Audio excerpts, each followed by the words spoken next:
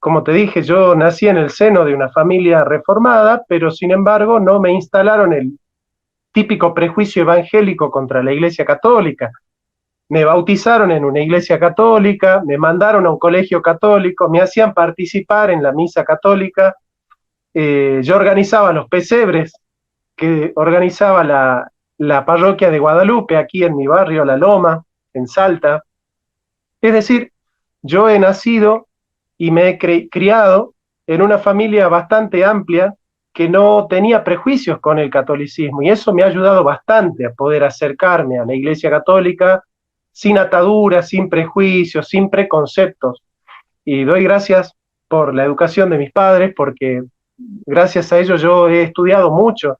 De hecho, me formé en la Universidad Católica de Salta, y bueno, hoy trato de cultivar la filosofía de Santo Tomás de Aquino, así que de alguna manera, mal que mal, yo podría ser un anticatólico, habiendo cultivado tanto desde chiquito una relación muy afectuosa con vuestra iglesia.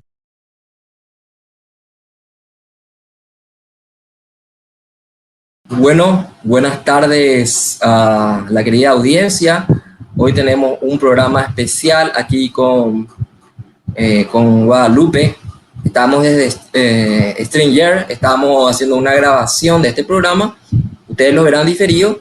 Y también tenemos un invitado de lujo, un hermano argentino de Salta, tengo entendido, que tiene un amor también muy grande hacia el Paraguay y hacia las naciones hermanas de esta patria grande, de esta hispanidad, con quien hemos profundizado sobre esto con otros invitados como Patricio Long, Marcelo Ulo. Entonces, hoy nos acompaña el profesor Jonathan Ramos. Antes de pasar a él, le doy unas palabras a Lupe, también para que él le pueda saludar formalmente al profesor. Primeramente que nada, buenas tardes, un gusto para nosotros poder contar con tu presencia, ¿verdad?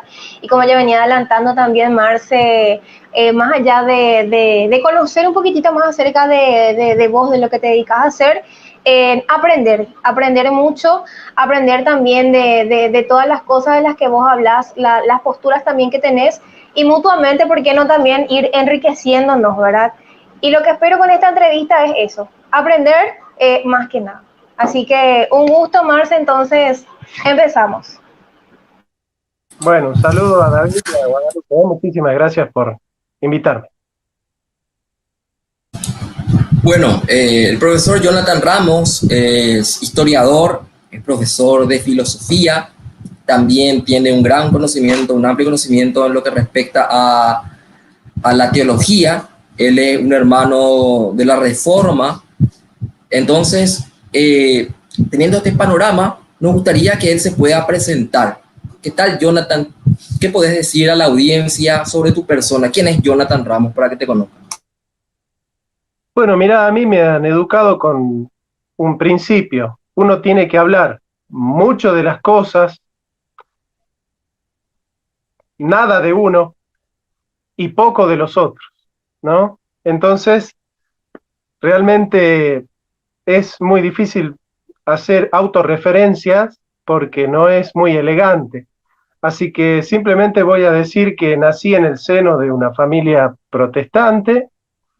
Mi papá se convirtió en metodista a los 18 años y mi papá ya tiene 75, así que imagínate vos que mi papá tiene una larga trayectoria de pertenecer a la Reforma.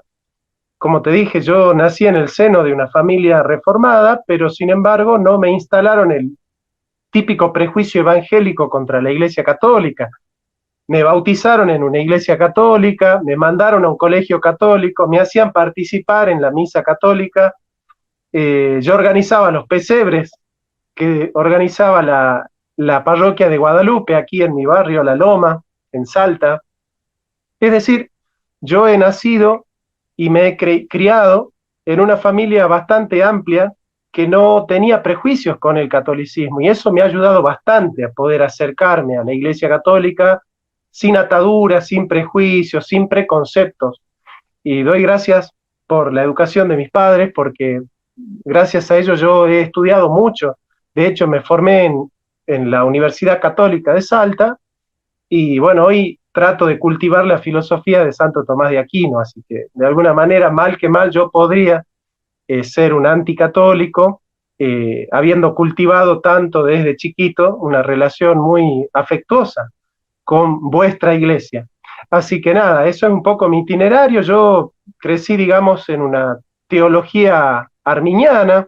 El fundador de la iglesia metodista se llama John Wesley, y, y después fui descubriendo, tras mis estudios de Lutero y de Calvino, y de Whitefield y de John Knox, la teología de la Reforma, lo que se llama hoy la teología calvinista, ¿no es cierto? Las doctrinas de la gracia.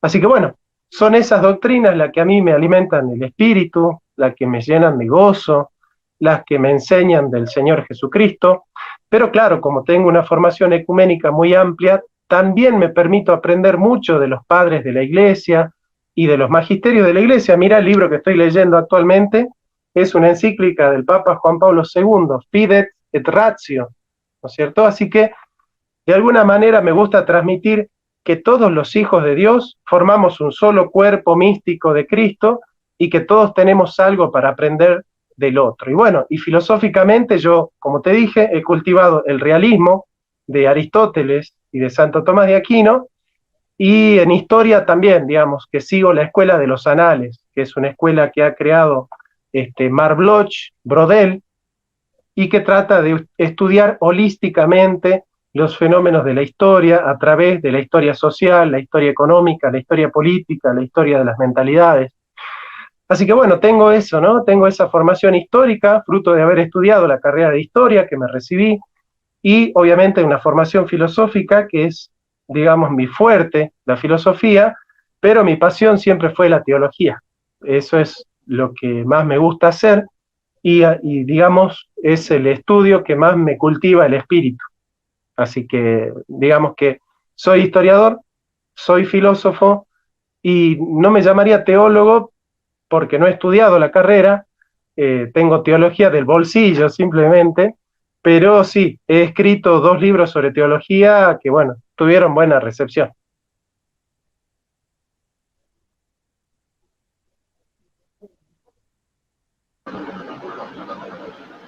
No sé qué fue lo que hice.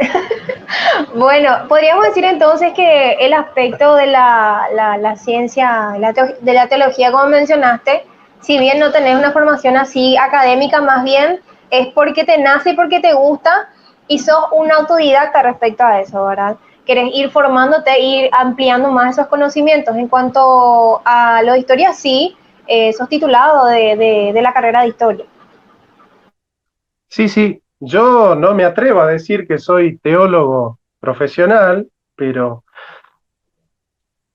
digamos que cuando hago teología lo hago con todo el rigor académico que yo tengo. Es decir, yo sí he aprendido a tener rigor académico, y cuando hago teología trato de sostener ese rigor académico, ¿no es cierto? Así que digamos que en teología puedo debatir, puedo argumentar, puedo escribir, puedo investigar, y de hecho te cuento que el próximo curso que voy a dictar tiene que ver con las raíces veterotestamentarias de la cristología.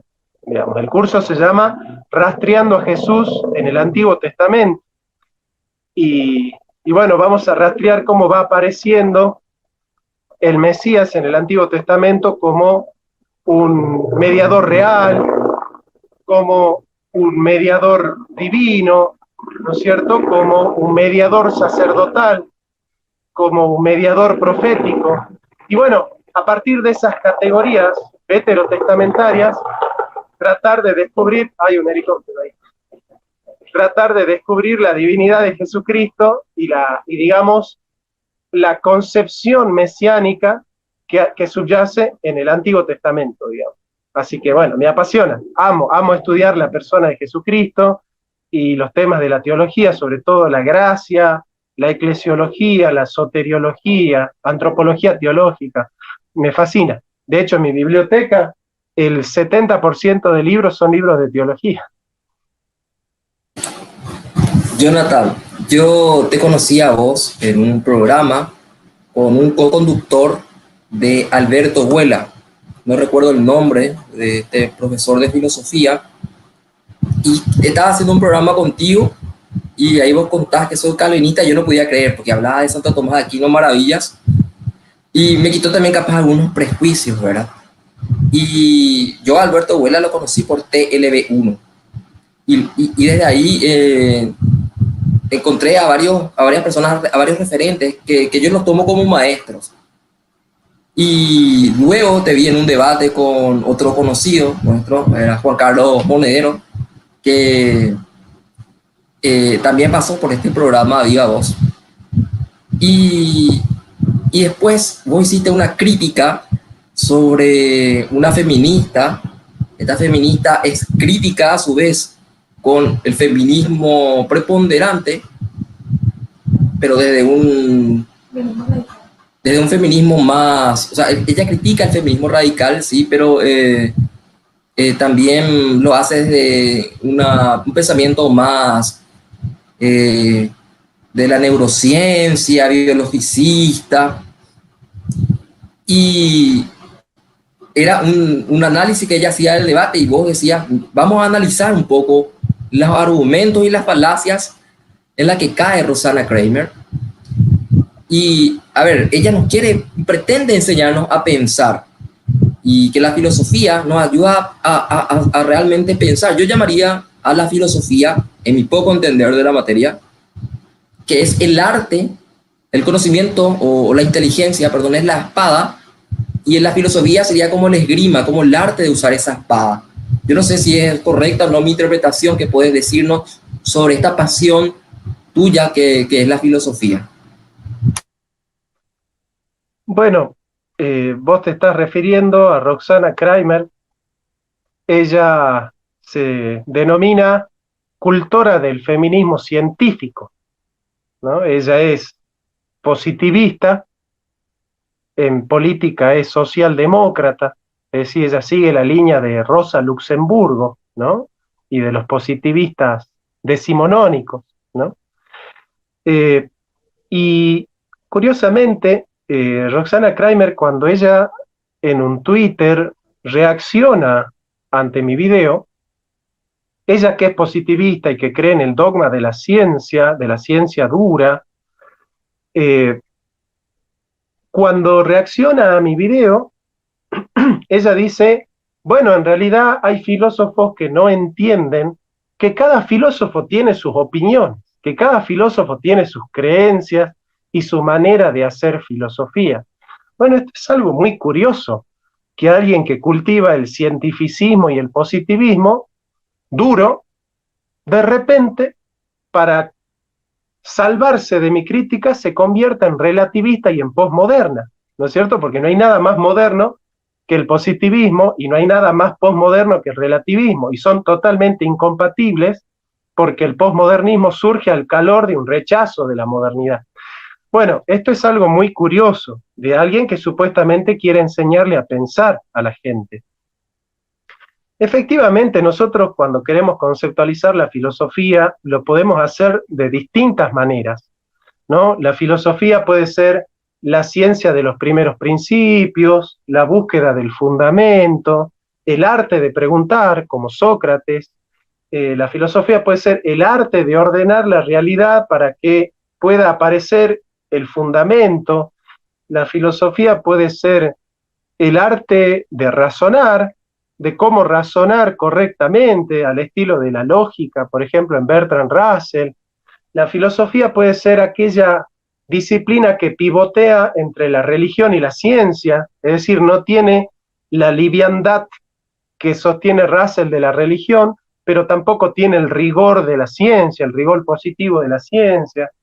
La filosofía puede ser aquella manera de preguntarnos aquellas cosas que no tienen respuesta, una manera de naufragar en la búsqueda del sentido en este universo que no tiene sentido. Bueno, todos los filósofos han ido conceptualizando, ¿no? La filosofía es transformación del mundo, como dice Marx. La filosofía es la puesta en común de nuestra existencia, como dice Kierkegaard, cada filósofo va a ir sosteniendo su postura con respecto a lo que es la filosofía. De hecho, la filosofía es la única disciplina que se pregunta a sí misma qué es. Por ejemplo, la matemática no puede preguntarse qué es la matemática. Cuando la matemática se pregunta qué es la matemática, ya está fuera de la matemática. Está haciendo filosofía de la matemática. Cuando la historia se pregunta qué es la historia, dejó de hacer historia, está haciendo filosofía de la historia. Y así sucede con todas las disciplinas, ¿no? Cuando la literatura se pregunta qué es la literatura, tiene que filosofar. Ahora, la única disciplina que puede responder qué es ella misma, sin salirse de ella misma, es la filosofía. Porque la pregunta ¿qué es filosofía? Es una pregunta filosófica. O, si se quiere, metafilosófica. Entonces, de alguna manera, Heidegger va a sostener que la ciencia no piensa, porque la ciencia no puede construir, ni puede desandar, ni puede evaluar, ni criticar sus conceptos fundamentales. Todos los conceptos fundamentales que usan las demás ciencias, como el concepto de hombre, de tiempo, de ser, de ente, de movimiento, son conceptos filosóficos, son conceptos metafísicos. Entonces, una persona que se dedica a la metafísica, a la filosofía, tiene la capacidad de evaluar todos los conceptos que se utilizan en las demás ciencias desde una manera crítica y poder saber si esos conceptos son fieles o no con la realidad, si son consistentes con el sistema, si son coherentes, si son lógicos, si se sostienen, si se caen. Puede rastrearlos históricamente a través de un método que Nietzsche y Foucault llaman genealogía.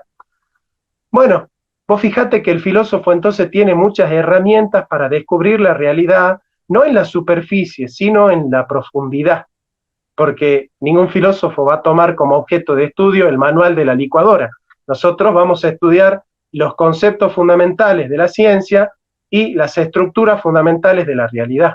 Entonces la filosofía te da ese panorama completo. La filosofía no te hace especialista en un árbol, pero te muestra el panorama del bosque. Una vez que la filosofía te ha mostrado el panorama del bosque, nosotros podemos acercarnos a estudiar cada árbol y cada parte de la selva o del bosque, pero habiendo entendido el conjunto, la totalidad, porque la filosofía es, digamos, el conocimiento de la totalidad.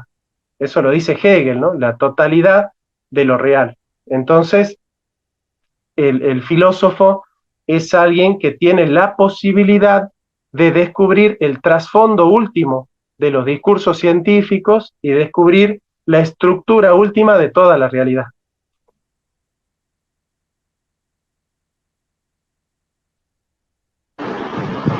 Yo tenía una duda respecto a la relación que existiría entre la filosofía misma, como mencionabas. Se hacen una especie de división otra vez entre historia de la filosofía, filosofía de la historia, filosofía de la matemática, filosofía de la cualquier otra ciencia, ¿verdad? Sí. Y me llamaba poderosamente la atención en un libro, o sea, en un compendio de filosofía que yo últimamente estaba leyendo, en donde hablaba acerca del cristianismo y decía que la filosofía del cristianismo no la consideraba como una filosofía en sí, sino más bien era una religión nada más. Entonces el autor hacía como un paréntesis y en resumen decía: no le preste mucha importancia a esta parte porque se basa meramente en argumentos religiosos para basar su filosofía. Bueno, quería comentarte respecto a eso, qué es lo que pensás. Y yo creo que Marce también tiene una experiencia respecto a eso en un curso de filosofía que él había hecho, creo que en el ISEF, en donde su profesor de filosofía prácticamente atacaba todo lo que era la religión. Y yo creo que Marce más adelante va a estar comentándote también acerca de esa experiencia. Bueno, no sé, ¿querés que escuchemos la experiencia de Marce primero para poder ir a mi respuesta? Lo diré brevemente. El ISEF es un Instituto Superior de Estudios Filosóficos y Humanísticos de los jesuitas en Paraguay. de los jesuitas. Y en esta casa de estudios superiores se hizo un taller para docentes con un sindicato de docentes de izquierda, en la que un profesor se presenta su clase y era citas de Marx, citar a Marx, a citar los logros de la Unión Soviética y concluir eso con críticas, con flores a la religión, al concepto de familia, al concepto de madre inclusive, porque decía, no hay nada más machista, heteropatriarcal y capitalista que el Día de la Madre. Imagínate, que el Día de la Madre, que celebramos acá en Paraguay el 15 de mayo. Entonces, esto en un instituto de estudios superiores jesuita, con el nombre de San Francisco Javier. Entonces, ese era nada más también este panorama, esta nueva filosofía que desprecia a San Agustín y Santo Tomás, a la patrística y a la escolástica, por decir que no hacían filosofía porque metían religión o porque eran religiosos. O sea, eso ya le desacredita. Perfecto. A ver, mira, el cristianismo no es una filosofía, aunque los padres de la iglesia, muchos padres de la iglesia le llaman la filosofía, la vera filosofía, porque es dentro del concepto griego de filosofía. Filosofía es un modo de vivir. El que desarrolla muy bien esta postura es Pierre Hadot. Pero ciertamente la filosofía, la religión cristiana, como la llama Tito 1.1, no es una filosofía, sino que es propiamente una piedad, una religión, pero sin embargo es una religión que puede dialogar con la filosofía. No solamente puede hacerlo, sino que debe hacerlo. En este sentido, en la historia han habido diferentes paradigmas con respecto a la relación entre filosofía y teología, o filosofía y fe y filosofía. Han habido quienes, desde la beligerancia racionalista, han sostenido que la razón científica o la razón filosófica es la única capaz de descubrir la verdad. Entonces, de alguna manera, ellos han excluido a la fe cristiana o a la fe religiosa, monoteísta, de la capacidad de buscar la verdad. La religión no colabora en la humanidad en la búsqueda de la verdad. Eso se llama el racionalismo, sostener que solamente la razón del hombre puede conocer la verdad. Y le niegan a la fe el acceso a la verdad. También hay quienes, y dentro de la misma iglesia, muchos padres de la iglesia también, han sostenido la postura contraria, es decir, aquella postura que excluye a la razón de la búsqueda de la verdad, sosteniendo, por ejemplo, Tertuliano, ¿qué tienen que ver Jerusalén con Atenas? ¿Qué tienen que ver Jerusalén con Atenas? Entonces, estos antidialécticos sostenían que era imposible traerla la filosofía al cristianismo porque la filosofía es un conocimiento del mundo, es la sabiduría del mundo. En cambio, nosotros tenemos la sabiduría de Dios. Entonces, estos cristianos, ya desde los mismos orígenes, han caído en lo que nosotros venimos a llamar el fideísmo, es decir, la puesta en común de que solo la fe nos lleva a la verdad y que la razón nos va a pervertir el camino, nos va a distorsionar el camino en la búsqueda de la verdad, porque no son complementarias la sabiduría del mundo y la sabiduría de Dios. Después, hay quienes han puesto el énfasis en que la filosofía es un camino introductorio en la búsqueda de la verdad. es un camino que nos hace transitar los primeros pasos en la búsqueda de la verdad, pero no bien nos damos cuenta que la filosofía no llega a la verdad plena, debemos hacer un salto, hic rodas, hic salta, ¿no? Acá está Rodas, aquí salta, ese salto de fe hacia la religión que en definitiva es la única que nos puede llevar a la verdad plena. La filosofía solamente es propedéutica, es preparación para la fe, pero no es la verdadera guardiana de la verdad. Esta postura la sostuvieron, por ejemplo, Kierkegaard, Karl Jasper, de alguna manera también San Agustín y muchos padres de la Iglesia. Nosotros le llamamos a este paradigma subsunción de la razón desde la fe. Y hay quienes, desde el positivismo, por ejemplo, Auguste Comte, el padre de la filosofía positiva, ha sostenido que la religión es como la primera etapa del razonamiento humano. La religión es como el prejardín.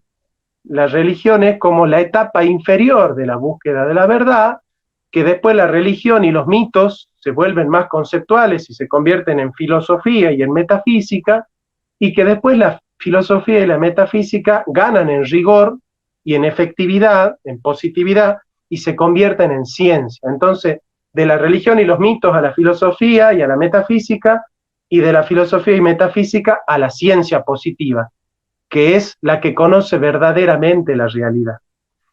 Bueno, la postura se llama la subsunción de la fe desde la razón.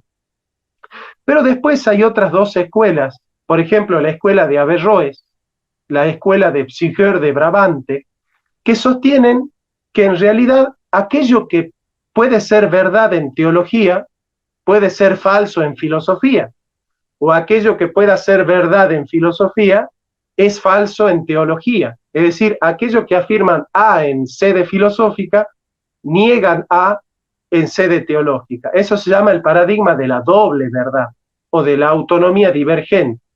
Nosotros tenemos hoy, por ejemplo, algo muy curioso, es católicos que están a favor del aborto. Ahora, ese católico lee la Biblia, ese católico va a la misa, entiende la fe católica, se da cuenta que el que dio la vida es el Señor Jesucristo, se da cuenta que Jesucristo es el Señor de la vida, se da cuenta que Yahvé nos enseñó el valor intrínseco de la vida, diciendo en Génesis 9:6, el hombre no debe matar al hombre, porque el que derrame sangre, por su sangre morirá. O sea, Yahvé nos enseñó que Él ha creado al hombre a imagen y semejanza de Dios, y que la vida del hombre es sagrada. Eso es un dogma de fe, eso es parte de la doctrina cristiana. Entonces, un católico en la misa los domingos adhiere al Señor de la vida, pero después un lunes, al otro día se pone un pañuelo verde, asiste a una plaza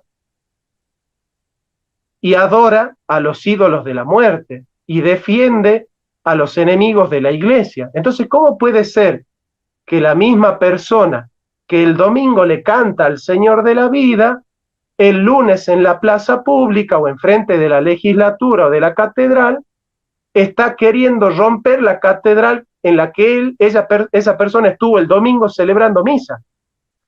¿Cómo puede pasar que en una persona afirme en filosofía o en política algo que va en contra de la religión que esa misma persona está defendiendo? Católicas por el derecho a decidir. Bueno, esto se llama el paradigma de la doble verdad. Este paradigma de la doble verdad genera una esquizofrenia.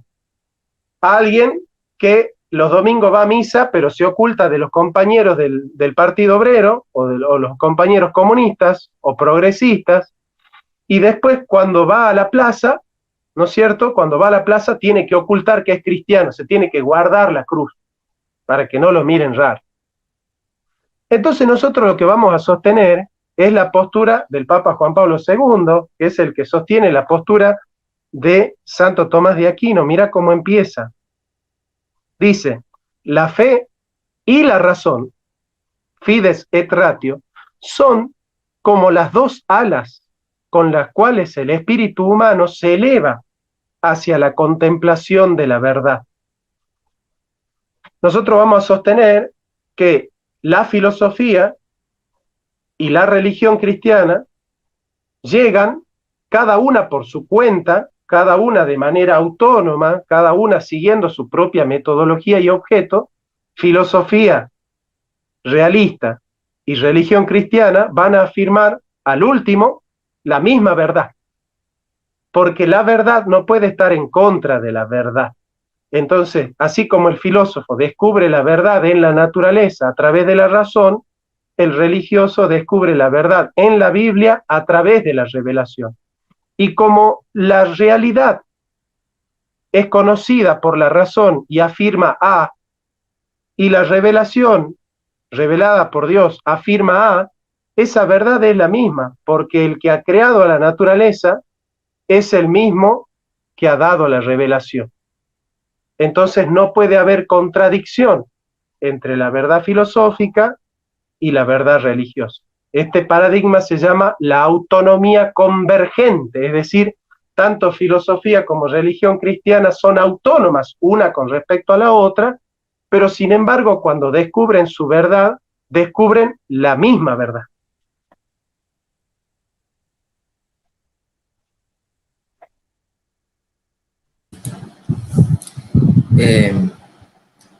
Entonces podemos decir de que estas verdades eh, son contenidas en recipientes diversos, pero no se contradicen, pero son autónomos. Sería así una analogía que podría hacernos entender esto. Es así, el filósofo, cuando hace filosofía, él no está pensando en lo que dice la Biblia. Yo, cuando hago filosofía, a mí no me interesa lo que dice Levítico 2:28. Yo cuando soy filósofo, cuando hago filosofía, a mí lo que me interesa es descubrir la realidad, ¿se entiende? Y desentrañar la realidad. Entonces yo como filósofo, ¿qué hago? Descubro que la vida es movimiento y que todo movimiento tiene una causa eficiente. Ahora, ese movimiento no puede perdurar ad eternum hacia atrás, sino que en algún momento tiene que haber un primer motor que mueva a todo viviente, pero que él mismo no sea movido por otro. Cuando yo por la razón descubro que hay un primer motor que mueve a los vivientes, pero que él mismo no es movido por otro y que él es la causa del movimiento de los vivientes, yo he descubierto el primer motor inmóvil. Y después yo abro la Biblia y leo en Génesis 1:1, en el principio creó Dios los cielos y la tierra. Ahora resulta que yo trato de relacionar y me doy cuenta que aquello que yo he descubierto como filósofo es lo mismo que está escrito en la Biblia como revelación. Entonces, yo entiendo que la verdad que he descubierto autónomamente como filósofo es la misma verdad que descubro autónomamente como religioso en la revelación sagrada. Por eso yo digo que son autónomas. Es el problema que tuvimos con Monedero, porque para Monedero la filosofía no debe ser autónoma, sino que tiene que estar subsidiada por la religión. No, bueno, yo planteo que no, que la filosofía puede ser autónoma y siendo autónoma puede descubrir plenamente la verdad filosófica. Jonathan, también después de este video, de este análisis, de esta crítica sobre la opinión de Roxana, y ayudarnos a hacer pensar, como decías, te hizo aumentar seguidores que capaz, no sé, salieron de la nada. Y entre estos había muchos liberales pro vida. Y nosotros tenemos un programa con otros amigos que se llama el liberalismo es pecado. Lo pusimos así porque tuvimos unos debates con unos compañeros, con unos amigos en la lucha pro vida, pero que atraen mucho a cristianos, sobre todo a católicos, y nosotros vemos una incompatibilidad con ciertos principios del liberalismo con la fe católica. y eso está denunciado en Cuba Prima, en varias encíclicas, en Libertas, por León XIII, por la Rerum Novarum, Pío IX, y vos hablas siempre de una falsa dicotomía que nos trae la modernidad eurocentrista. ¿Qué podría decirnos al respecto? Bueno, básicamente voy a hacer un resumen del origen del liberalismo para que se entienda, ¿no? El liberalismo surge de una reducción de los universales a puro individuo concreto en Guillermo de Ockham y en Escoto. Ese individualismo que surge con Guillermo de Ockham y Escoto en la tardoescolástica va a dar pie a el surgimiento de los discípulos de Guillermo de Ockham. Uno de los discípulos de Guillermo de Ockham es Gabriel Biel. Y Gabriel Biel fue maestro de Lutero. Guillermo de Ockham sostenía que el mundo y los universales no existen, sino que son una construcción de la mente a través del lenguaje. Y después Duns Scotus sostiene que las cosas no son buenas en sí mismas, sino que son buenas porque son queridas por la voluntad. Ese giro a la inmanencia va a dar pie al individualismo moderno y al protestantismo. El protestantismo que dice: la salvación pertenece a una relación puramente individual del hombre con Dios y no tiene nada que ver el pueblo ni el cuerpo de Cristo, sino simplemente es mi relación con Dios. Vos siempre vas a escuchar al protestante decir: es mi relación con Dios, como si Jesucristo nos hubiese enseñado a orar diciendo Padre mío, pero es Padre nuestro, porque nuestra fe es una fe comunitaria, es una relación comunitaria con Dios. Bien, el protestantismo no conoce esta relación comunitaria. Entonces el protestantismo, que es la ética del capitalismo, eso lo explica muy bien Max Weber, es el que va a fundamentar el individualismo. Entonces el liberalismo defiende los derechos individuales, la concepción individual. Vos fíjate cuáles son los derechos que defienden los liberales: la propiedad privada, el pensamiento crítico privado, y defiende, ¿no es cierto?, la libertad privada, la vida privada. Todos los derechos que defienden los liberales son derechos privados, derechos individuales. Pero resulta que el hombre es un ser comunitario, no solamente es un ser individual. Ahora, ¿dentro de qué cosmovisión nosotros podemos entender que el hombre es un ser individual y social, y que el hombre tiene derechos individuales y sociales, y que no están unos en contra de otros? Y el único pensamiento que ha podido descubrir estas verdades es el pensamiento aristotélico ligado al pensamiento tomista dentro de la fe católica. Solo la fe católica puede sembrar los principios de una sana comprensión del hombre en cuanto a que el hombre es un ser individual y un ser social, es un ser individual abierto a la comunidad. Entonces el liberalismo, como surge al calor del protestantismo y de la filosofía moderna, nunca puede dar las respuestas del hombre, porque el liberalismo surge de una mala comprensión del ser humano. El liberalismo, por ejemplo, de Locke, dice que el hombre es bueno por naturaleza. Al decir que el hombre es bueno por naturaleza, el liberalismo cree que nosotros vamos a comerciar para satisfacer nuestras necesidades y no por la usura, ni por el pecado, ni por la vanidad, ni por la avidez de riqueza. Ahora, ¿cómo nosotros sabemos que el hombre en el mercado puede hacer contratos injustos, que el hombre en el mercado puede expoliar y explotar a otro hombre, que en el mercado también hay pecado y hay desigualdad y hay injusticia? ¿Por qué sabemos eso? Porque sabemos que el hombre está inclinado al mal. Como sabemos que el hombre está inclinado al mal, entonces nosotros sabemos que en el mercado también puede haber injusticia. Y el liberalismo surge de un divorcio entre la ética y la economía. El liberalismo nos dice, por ejemplo, business are business. Negocios son negocios. ¿Y qué quiere decir el liberalismo con ese lema de laissez-faire, laissez-passer, dejar ser, dejar pasar? que no hay contrato injusto. Así lo dice Kant, que es uno de los padres del liberalismo. Kant dice, no hay contrato injusto.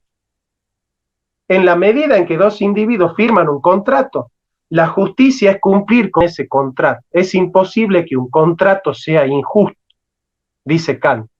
Ahora fíjate vos que entonces para los liberales las relaciones económicas no son relaciones morales, porque no puede haber una relación económica inmoral. Si es una relación libre, ya no es inmoral. No puede haber un contrato o un intercambio injusto. La desigualdad no es injusta, te dicen los liberales. Ahora, ¿por qué los liberales sostienen que el mercado debe ser autónomo de la moral? Porque no entiende que la moral tiene que ver con todas las relaciones humanas. La moral tiene que ver con las relaciones políticas, con las relaciones sociales, con las relaciones interpersonales y también con las relaciones económicas, porque las relaciones económicas son relaciones humanas, interpersonales, sociales y comunitarias.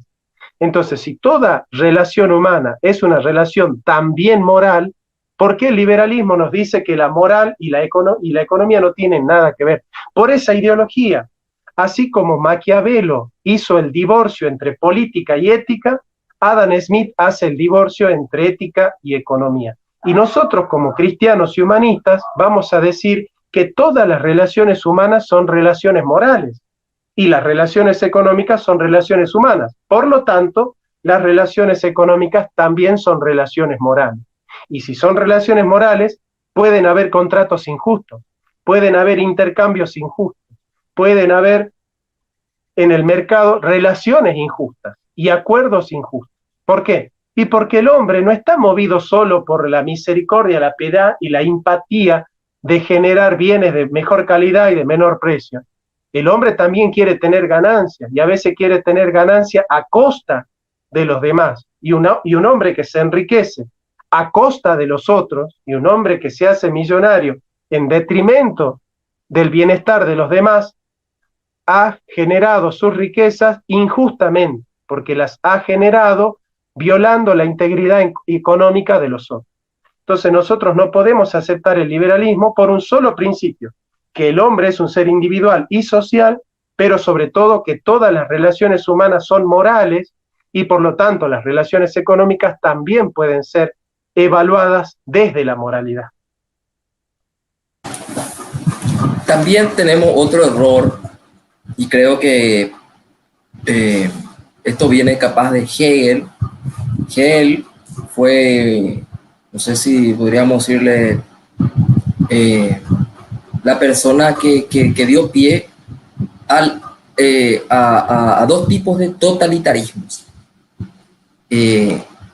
Uno, el de los fascismos, nacionalsocialismo, que fue desarrollado por Giovanni Gentile, y también del que se nutrió Marx para invertir la idea dialéctica hegeliana, su interpretación de la historia, que para mí es, aunque él sea materialista y ateo, o sea, que cree que solo existe la materia, que hay que asesinar, por decirlo así, a la metafísica, no hay forma, hay solo materia, son solo átomos, y de que, pero a su vez cae en hacer una idea profética del curso de la historia, hablando de la lucha de clases, de una constante lucha por la liberación de la explotación del hombre sobre el hombre, en esta lucha de clases,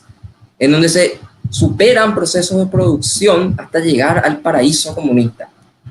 Tengo entendido, no sé si es así o no, si no podría después también aclarar, de que vos podés hablar con propiedad sobre los errores del marxismo porque pasaste por ese charco.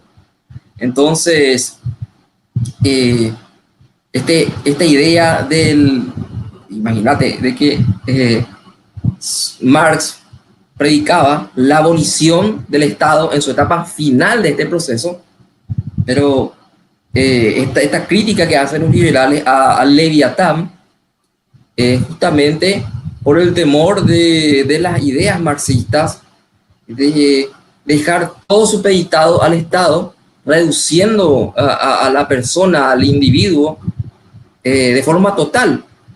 Entonces, si el liberalismo le aisló, atomizó al hombre como individuo, dejándole desarmado, desorganizado como comunidad, ya hoy solamente queda la familia, que es el último enemigo a vencer para el enemigo de Cristo y de la Iglesia. Y el marxismo está total, que hace una idolatría para mí a la idea del Estado, vencer la superestructura y desde ahí transformar la sociedad y crear un nuevo hombre. Esta es una visión mía, capaz de lo poco que yo pueda conocer sobre los errores marxistas, ¿verdad? Porque para que no digan que somos marxistas por criticar al liberalismo, ¿verdad? Porque tengo un amigo y maestro que es el padre Miguel Martínez aquí en Paraguay, que dice que parece que tenemos una mentalidad bineural. Tenemos dos neuronas y si vos no sos de Boca, no, vos sos de River. Y si vos no sos de River, no, vos sos de Boca. O sería Cerro Olimpia acá en Paraguay. Ese pensamiento dicotómico, maniqueísta, esa falsa dicotomía, una falacia de falsa dicotomía, que también es alimentada dentro de los círculos liberales, creo por el libro Camino a la servidumbre, no sé si era de Hayek, uno de sus personajes. Entonces, ¿qué podés decirnos también sobre ese otro error que encontramos en el colectivismo? Mira, bueno, vamos a ordenar. El marxismo metafísicamente comete el error de sostener que la vida espiritual y cultural de los pueblos depende de las condiciones materiales. Es como que la cultura es una superestructura de la estructura, un epifenómeno de la estructura, ¿sí? Le niega a la vida espiritual autonomía con respecto a la materialidad, ¿no? Cuando en realidad la vida espiritual y la vida material se retroalimentan. No es que una causa a la otra y otra es efecto de la otra. Muchas veces los cambios espirituales se convierten en cambios materiales y muchas veces los cambios materiales se convierten en cambios espirituales. No hay una unidireccionalidad como plantea el marxismo. Ese es el error metafísico. El error económico se traslada en eso, que las relaciones culturales son un resultado de las relaciones socioeconómicas. El error político es sostener que el Estado debe desaparecer. El marxismo no defiende el Estado. Marx sostenía que el Estado es el garante de la opresión de la burguesía al proletariado. Marx busca la abolición del Estado. Con lo cual es imposible que la izquierda verdadera sea estatista, porque Marx busca la abolición del Estado. Entonces Marx supone que es el Estado el garante de la opresión de la burguesía al proletariado y busca que la abolición del Estado genere la desaparición de la lucha de clases. ¿Cuál es el error social?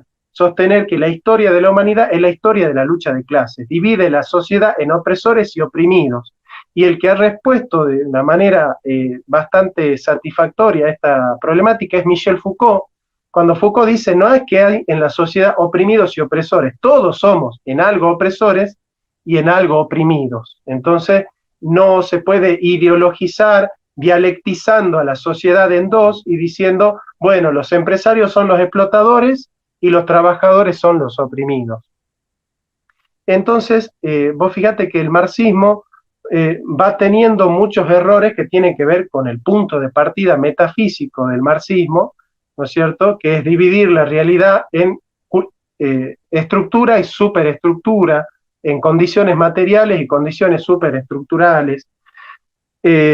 Digamos, entonces el marxismo lo que hace es concebir al hombre desde una colectividad que disuelve la individualidad. Para el marxismo la individualidad es fruto del romanticismo burgués, ¿no es cierto? Entonces, en nombre del bien de la comunidad se puede matar a muchos individuos, se puede negar la propiedad de los individuos, se niega la libertad de los individuos, se niega la vida de los individuos. Entonces, nosotros vamos a sostener que el hombre es un ser comunitario y que hay que edificar la comunidad. Estamos de acuerdo con el marxismo en que hay que edificar la comunidad. Pero el marxismo dice, hay que edificar la comunidad si es necesario, en detrimento de los individuos. En cambio nosotros, los cristianos, decimos, hay que edificar la comunidad, el bien común, la justicia social, pero no negando la libertad individual, no negando la propiedad privada, no negando el derecho natural a la vida, sino que recogiendo esos derechos individuales, les damos una apertura social. Por eso en política proponemos un Estado que pone las reglas del juego, pero que no genera el desarrollo, sino que pone las reglas del juego para que los privados generen el desarrollo. En economía hablamos de la función social de la propiedad privada. Así como entendemos que el hombre es un individuo abierto a la comunidad, entendemos que la propiedad debe tener una función social. Se respeta a la comunidad. Nosotros nunca nos metemos con el stock, sino que nos metemos con el flujo. ¿Por qué? Porque somos clásicos y sostenemos que los precios de la mercancía deben responder equitativamente a los costos de producción, porque no toda ganancia puede ser honesta si se dispara absolutamente con respecto al costo de producción, sobre todo cuando son bienes de consumo masivo. En los bienes de consumo premium, y bueno, ahí el oferente puede poner el precio que quiera, porque son productos de consumo especial, de consumo premium. Pero los productos de consumo masivo son los productos de la canasta básica. Vos te imaginás que yo como presidente le diga a los empresarios los precios en el mercado. A los precios los ponen los empresarios. Y los empresarios tienen buen corazón, piensan con carácter humanitario en el pueblo, o la persona piensa en su bolsillo. Bueno, que cada uno examine su corazón y me diga si económicamente piensa en su bolsillo o piensa en el bienestar de los hermanos. Y cuando descubra que el hombre está herido por el pecado, entienda que la economía no son blancas palomitas dulces intercambiando en nombre del bienestar de la comunidad, sino que el hombre muchas veces está movido por la avaricia, por la codicia, por la sed, por la insaciable sed de ganancia. Y eso está dentro del corazón humano. Entender eso no es ser ideológico, es ser realista.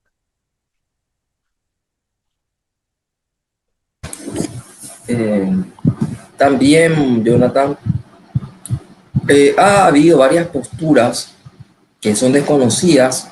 Yo hice un hilo en Twitter para distinguir, porque siempre te achacan cuando vos le decís que no son ni de Boca ni de River, que no son de Cerro y Olimpia, y te dicen, entonces vos sos de Vélez Sarsfield. No soy de Vélez Sarsfield. Entonces vos sos de San Lorenzo. No soy de San Lorenzo. Y estos desconocidos, yo vi señalando también ciertos errores que encuentro desde mi perspectiva de lo que voy aprendiendo. Es más, yo no siento postura, pero sí me alimento de distintas corrientes de pensamiento que salían de esa falsa dicotomía, no para intentar aplicarlo en mi país, que creo que eso no sería traer un, no sé, nacionalismo de importación, etcétera, o patriotismo de importación. Pero sí rescato la producción doctrinal y criticaba tanto lo que sería la postura conservadora. Hay personas como Horacio Giustio, un era mío, que se define como conservador, pero yo encuentro un error en el conservador. Conserva la revolución. O el reaccionario. El reaccionario quiere volver al antiguo régimen, pero quiere restaurar las estructuras como en los detalles, en el armaje, en el ropaje, pero no en la esencia de las cosas que estructuraban la cristiandad. El nacionalismo tiene su origen también, el término, a mí no me agrada el nacionalismo porque luego te hablaré del patrioterismo, a lo que llamo patrioterismo. El nacionalismo se alimenta de ideas del romanticismo y el idealismo alemán. el nacionalismo moderno decimonónico, aclarando eso, no la idea de nación y de amar a tu nación o a tu patria, por decirlo así, y con las ideas de soberanía popular de Rousseau, etcétera. Y el patrioterismo actual de las repúblicas liberales que fueron fundadas, instauradas, impuestas, de alguna forma también en Hispanoamérica, en esa fragmentación y lo que muchos llamarían guerra civil, los que tenemos una postura de hispanidad.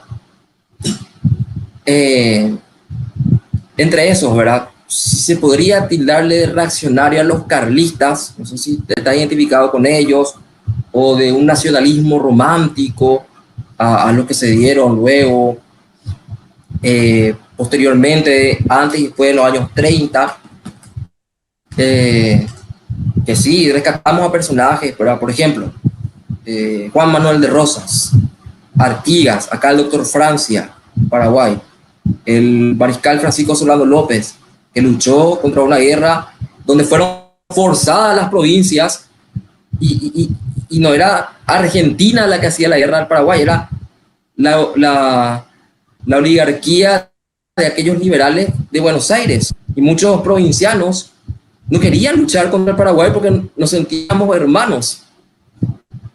Y esta postura, ¿verdad? De, como te decía, ¿verdad? Me dice la gente, vos sos un reaccionario. No, yo no me podría definir como reaccionario. Sos entonces un nacionalista. Y bueno, dependiendo del término, porque si viene ese idealismo del romanticismo alemán, tampoco no. Por mi fe.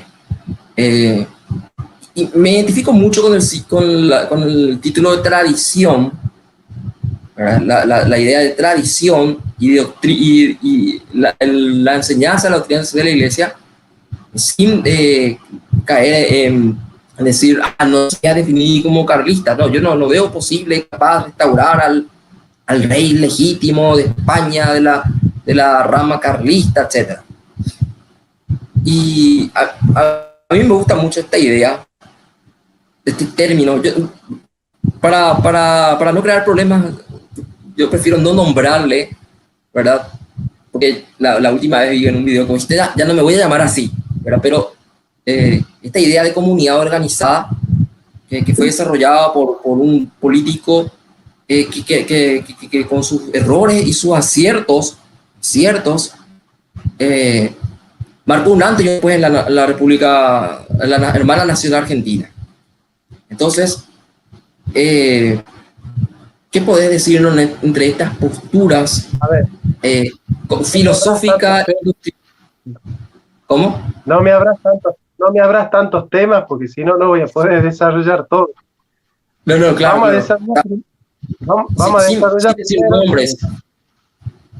Vamos a desarrollar primero lo de conservador y progresista, que es lo primero que es abierto, ¿sí? Después vamos al tema del nacionalismo. Y después, si quiere, hablamos del peronismo. Yo me dejé de llamar peronista, pero acá está Eva Perón. ¿Sí? Acá está Eva Perón, que era antifeminista. Chesterton nos enseña que en realidad es una falsa dicotomía ser conservador o progresista, porque nosotros tenemos que hacerla la historia. Nosotros tenemos que construir el futuro. Ahora, ¿cómo lo hacemos? Rescatando la tradición. Pero queremos ir hacia adelante. Ser reaccionario es simplemente reaccionar frente a aquellos que en la cresta de la ola quieren hacer la historia. Nosotros no estamos haciendo historia, estamos reaccionando frente a aquellos que quieren hacerla, y quieren hacerla mal. Entonces nosotros, para hacer historia, tenemos que ser padres de una nueva era. Tenemos que ir hacia adelante, pero ir hacia adelante rescatando lo que hubo atrás. O sea, ir al progreso con la tradición, no sin la tradición. Entonces el problema no es si mi idea es de ayer o de mañana. El problema es si mi idea es justa. Yo entiendo que hay tradiciones que pueden ser injustas, y yo entiendo que hay progreso hacia la miseria. Entonces, a mí no me importa si la idea es de ayer o de mañana. A mí me interesa que la idea sea justa. La categoría política por antonomasia, la virtud más importante, es la virtud de la justicia. darle a cada uno lo que es suyo. No me importa si lo que es suyo era de ayer o de mañana, o si es de un lado o del otro, o si viene de la izquierda o de la derecha, de arriba o de abajo, del centro, del medio o adentro. No me importa. A mí lo que me importa es que la política se desarrolle bajo el criterio de la justicia. Entonces yo quiero un progreso justo, pero quiero una tradición justa también. Entonces una falsa dicotomía. El conservador es un nostálgico del pasado con miedo hacia el futuro. Y el progresista es un nostálgico del futuro con miedo hacia el pasado. Nosotros no podemos tenerle miedo ni al pasado ni al futuro. Tenemos que ser hijos y padres de la cultura, hijos y padres de la historia, como lo enseña Juan Pablo II en esta encíclica, por un lado. Por otro lado, el concepto de nacionalismo que vos tenés es el europeo, pero acá en Hispanoamérica hay un nacionalismo que es distinto. Nosotros no tenemos el nacionalismo de exclusión. ¿Existe un nacionalismo europeo? No. ¿Por qué? Porque Inglaterra se hizo al calor de su disputa con Francia. Francia se hizo al calor de su disputa con Alemania. Alemania se hizo al calor de su disputa con España. España se hizo al calor de su disputa con Inglaterra. Inglaterra se hizo al calor de su disputa con Italia. Entonces no pueden hacer una sola patria grande porque los nacionalismos europeos son nacionalismos de campanario, son nacionalismos chauvinistas, nacionalismos de exclusión, nacionalismos racistas, identitarios. En cambio nosotros somos criollos, tenemos una sola raza, ya no tenemos el problema europeo que algunos son arios, otros son sajones, otros son hispánicos, otros son... No, nosotros somos una sola raza, la raza mestiza, la raza criolla. Al ser una sola raza tenemos una sola lengua. Al tener una sola lengua tenemos una sola cosmovisión, tenemos una sola religión que es la cristiana y tenemos un solo horizonte cultural y un solo destino. Entonces somos distintos, porque yo amo a mi patria Argentina, pero amo a Paraguay. Yo en la guerra de la triple infamia, no le llamo la guerra de la triple alianza, sino la guerra de la triple infamia, yo estoy con Solano López, en contra de Mitre. Entonces, porque el peronismo nos ha enseñado a nosotros, a pesar de que uno ya no se llama peronista por cuestiones históricas, el peronismo nos ha enseñado a amar a tu patria, pero amar al vecino también. Entonces, no es un nacionalismo que crea muros, como Trump, sino que es un nacionalismo que construye puentes. Nosotros somos un nacionalismo de paz y amor, porque somos un nacionalismo continental, ¿no es cierto? Un nacionalismo continental. Hay grandes autores de esto, ¿no? Manuel Gálvez, Horacio Puiggrós, Jorge Abelardo Ramos, Jaureche, Scalabrini Ortiz, el mismo Arturo Sampay, Juan Domingo Perón. El siglo XX siglo XXI nos encontrará unidos o dominados. Jorge Abelardo Ramos dice, Hispanoamérica no está dividida porque es atrasada, sino que está atrasada porque está dividida. Entonces tenemos que volver a crear una confederación como Artigas. Nosotros creemos en Artigas, amamos a Artigas, amamos al mariscal Solano López, amamos a Francisco Ramírez, a López Jordán, al Chacho Ángel Vicente Peñalosa. Entonces, en ese sentido, no caigas en eso de condenar al nacionalismo como si el nacionalismo fuese chauvinista o deviniese en nacionalsocialismo. Hay un nacionalismo hispanoamericanista, hay un nacionalismo de José Vasconcelos, hay un nacionalismo de los grandes de la patria hermosa hispanoamericana. Entonces, nosotros somos un nacionalismo continental porque la Argentina no se hizo en contra de Chile. Eso quisieron los masones y los piratas, fragmentarnos, dividirnos a nosotros. Pero lo cierto es que estamos unidos. Estamos tan unidos que yo voy a Paraguay y me siento un paraguayo. Cambia la tonada, pero el lenguaje es el mismo.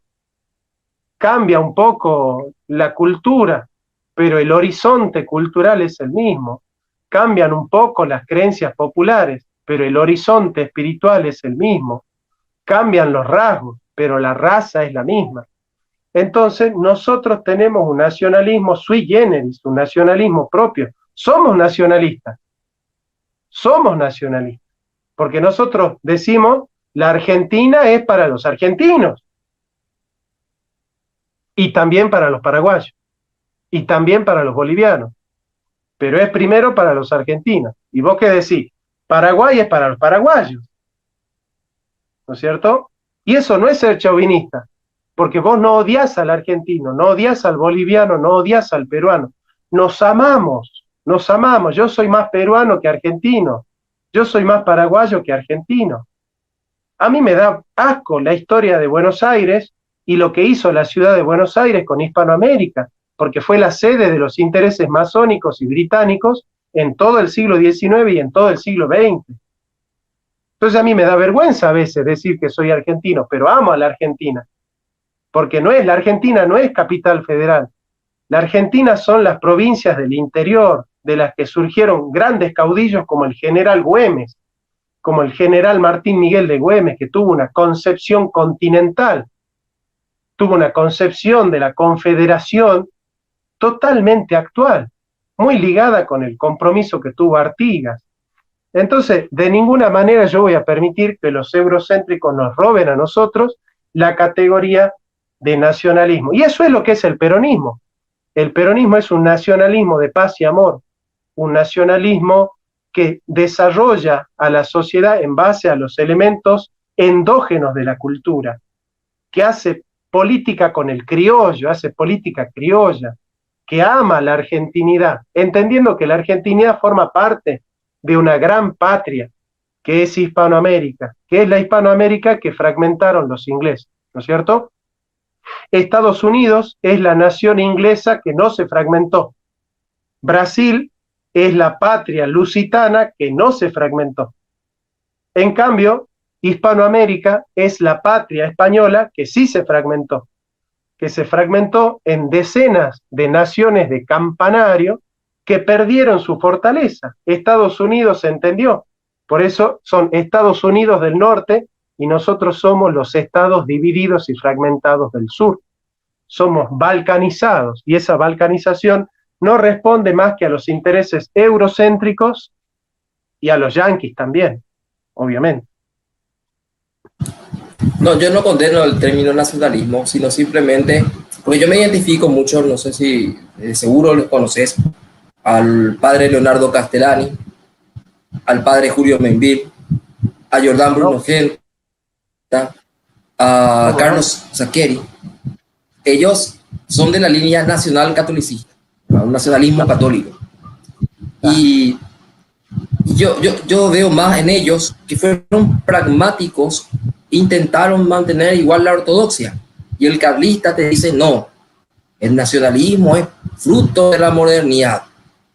Es fruto, pero yo me alimento también de la riqueza que nos da el carlismo en ese enriquecimiento de la tradición, ¿verdad? Porque no es una monarquía absolutista la que predica el carlismo, y es un gran desconocido. Y le llaman reaccionario. Para mí ellos no son reaccionarios del todo. Sí, quieren restaurar ciertas cosas del antiguo régimen, pero ellos hablan más de la autoridad legítima, de legitimidad de origen y de ejercicio. Entonces yo rescato también cosas del carlismo. Así también rescato cosas de José Antonio Primo de Rivera.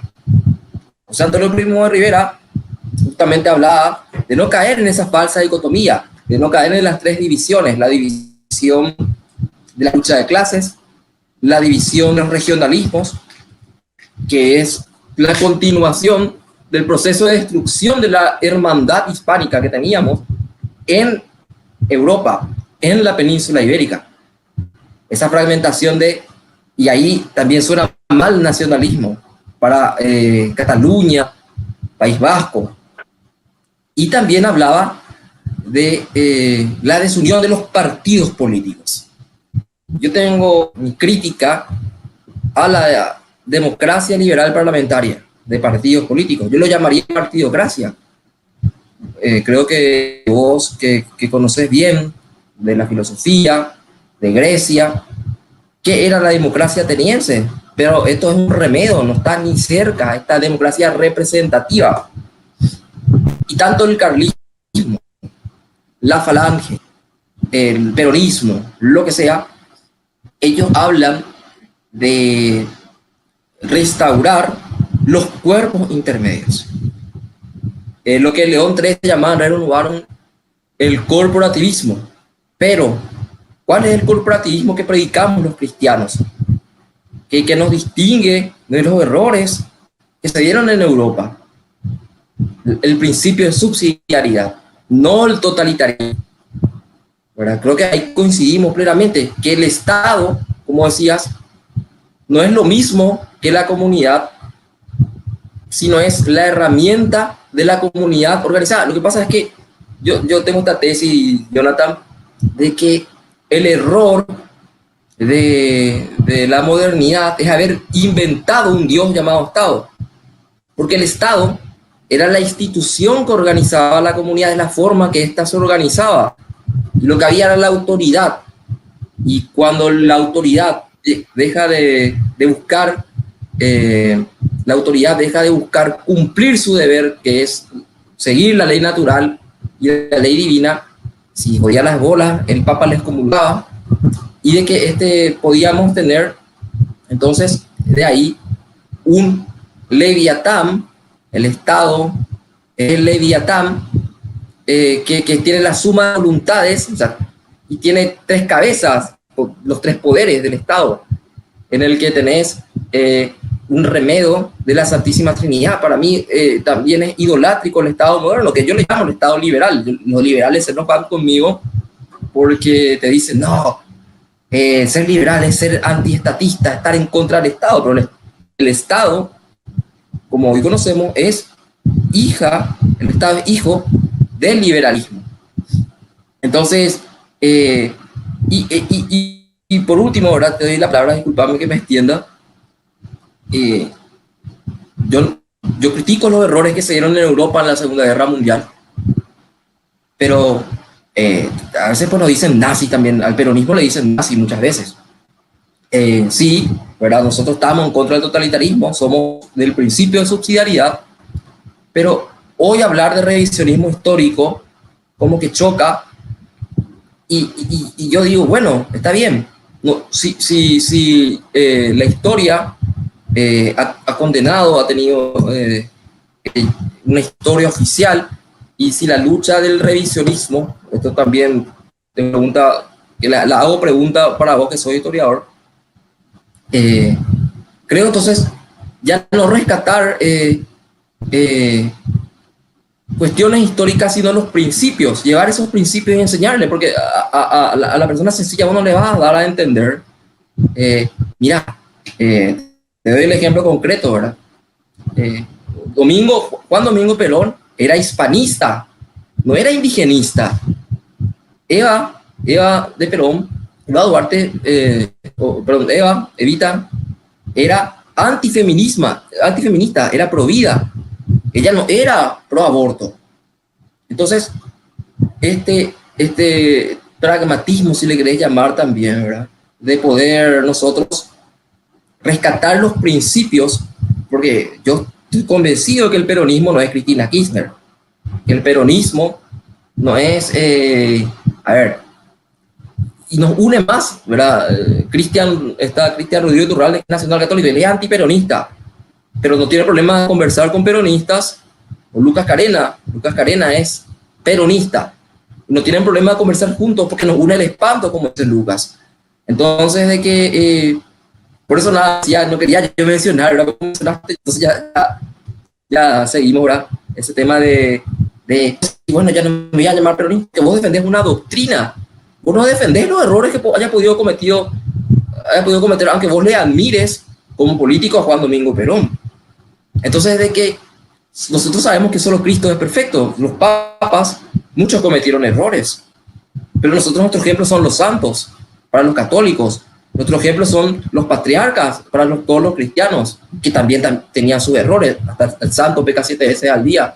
Entonces, a eso lo que iba a criticar a no caer, no criticar, yo no critico el término nacionalista, sino yo quiero que entiendan el concepto, ¿verdad? No que se queden con el término que encierra el concepto. No, está perfecto, yo no tengo nada para sumar a tu exposición, maravillosa, te felicito, tenés una preparación muy buena, me sorprende y gratamente. Coincidimos en todo, la verdad que coincidimos en todo, me sorprende gratamente, no pensé que en Hispanoamérica se había cultivado tanto la tercera posición, la verdad que me agrada mucho.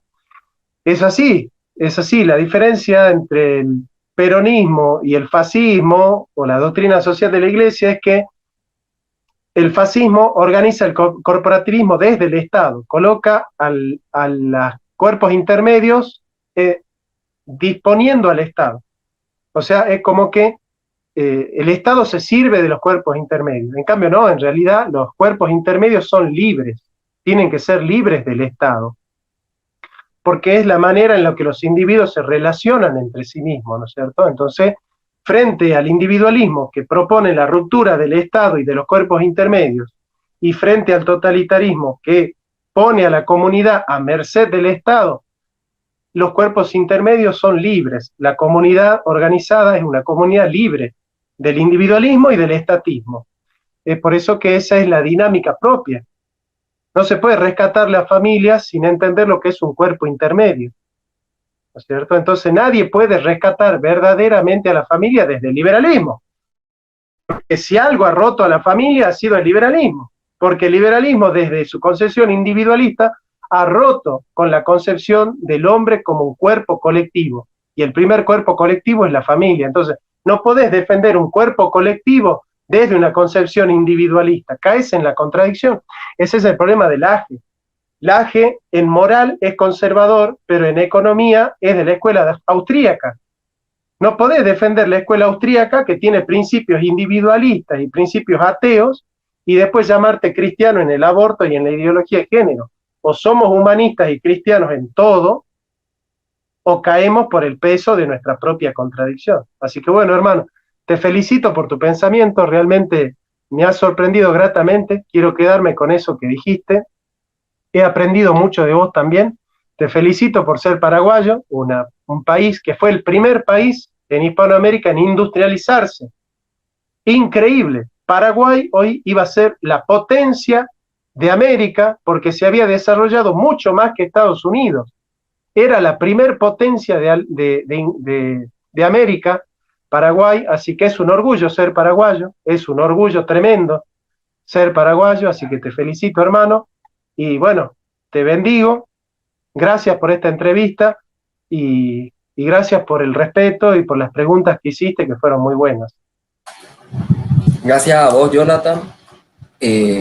Yo podría decir, ¿verdad? Y creo que podría decirlo un cristiano, alguien que no le guste el peronismo, pero ni yanquis ni marxistas. Somos de tercera posición. Y somos cristianos. Entonces, y humanistas, ¿verdad? Que también la doctrina, y aclaro, la doctrina peronista, que no tiene nada que ver con este partido justicialista actual, ¿verdad? Que está tomado, como siempre aclarás, es cristiana y humanista. Entonces, creo que hoy, mirando al presente, mirando al futuro, debemos unirnos en aquellos principios innegociables. Fernando Romero Moreno, no sé si lo conoces, es un amigo argentino de Rosario, de Santa Fe. Guillermo Moreno, sí. Sí, escribió un libro, ¿verdad? Sobre la nueva derecha argentina. A los que no les tanto para meter en esa alianza que él le mete a los liberales, clásicos y libertarios, le dije, ¿verdad? Con ellos aún no puedo compartir tanto como sí, con los tradicionalistas, nacionalistas, conservadores, peronistas, ortodoxos, etc. Y que no son las etiquetas, como dijo el mismo Austin. ¿Qué es la etiqueta de liberal? Yo no necesito carnet. Son los conceptos. Y el que aprende todas las veces que pueda ver tus videos soy yo, ¿verdad? Entonces quería, por último, pedir que hagas una invitación a un curso ¿verdad? Porque hay mucho que se puede aprender y gente que te pueda conocer también acá de Paraguay. Un curso que vos estás ofreciendo a los interesados. Dale, dale, invito y me voy a buscarla a mi hija porque me está esperando ahí en la escuelita. El curso es un curso de historia de la filosofía, 23 clases que se van a sumar a un grupo de WhatsApp donde van a poder tener Zoom privados conmigo y poder evacuar dudas con respecto a esas clases que ya están grabadas. Empezamos con los sumerios, pasando por los fenicios, los acadios, los hebreos, los griegos, 2 horas por cada clase. El costo del curso es de $55, se paga por Western Union y se comunican conmigo a cursofilosofiajcr@gmail.com a inscribirse para ese curso de historia de filosofía o para este que viene, que es Raíces veterotestamentarias de la Cristología, rastreando a Jesús en el Antiguo Testamento. Ya estamos preparando otro sobre el origen del progresismo, pero ese hay que prepararlo muy, muy bien. Así que muchas gracias, saludos a Guadalupe y a vos, Marcelo. Gracias, Jonathan, y seguimos en contacto. Muchísimas gracias.